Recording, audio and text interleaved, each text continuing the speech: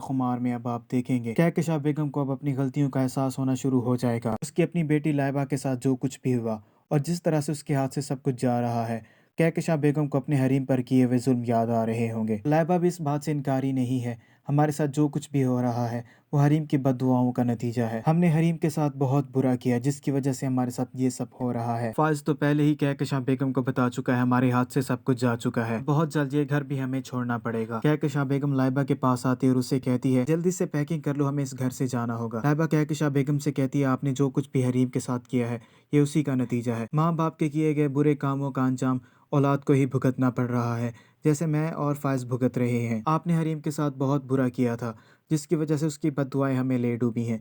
कहकशां बेगम लाइबा को समझाती और उससे कहती है ये वक्त इन बातों का नहीं है, हमें जल्द से जल्द इस घर से जाना है, तुम जल्दी से अपनी पैकिंग कर लो। और दूसरी तरफ हरीम, जिसके साथ इतना सब कुछ होने के बावजूद भी अभी फायज और उसकी फैमिली का बुरा नहीं चाहा। हरीम अपने बाप से कहती है लाइबा के साथ जो कुछ भी हुआ मुझे उसका दिल से अफसोस है, उसके साथ ऐसा नहीं होना चाहिए था। मैं समझ सकती हूँ लाइबा पर क्या बीत रही है, मेरे दिल पर भी ये बीत चुकी है और मेरी ही तरह लाइबा का भी इसमें कोई कसूर नहीं था, लेकिन बेकसूर होने के बावजूद मुझे और लाइबा को सजा मिल रही है। फायज ने गलतफहमी का शिकार होकर मेरे साथ जो कुछ भी किया मैं वो जिंदगी भर नहीं भूल सकती। हरीम का बाप हरीम से कहता है बेटा तुम ठीक कह रही हो, तुम्हारा असल मुजरिम फायज नहीं है बल्कि नासिर है।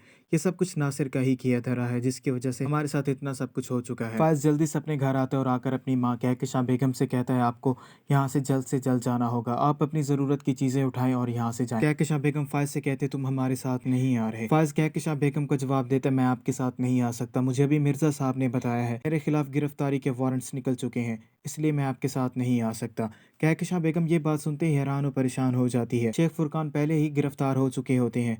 वो फायज से कहती तुम्हारा तो इससे कोई लेना देना भी नहीं है, तमाम कागजात पर रयान और शेख फुरकान का नाम है, ना तो तुम्हारा फैक्ट्री से और ना ही इस बिजनेस से लेना देना है, लेकिन उसके बावजूद तुम्हारी गिरफ्तारी के वारंट्स क्यों निकले हैं।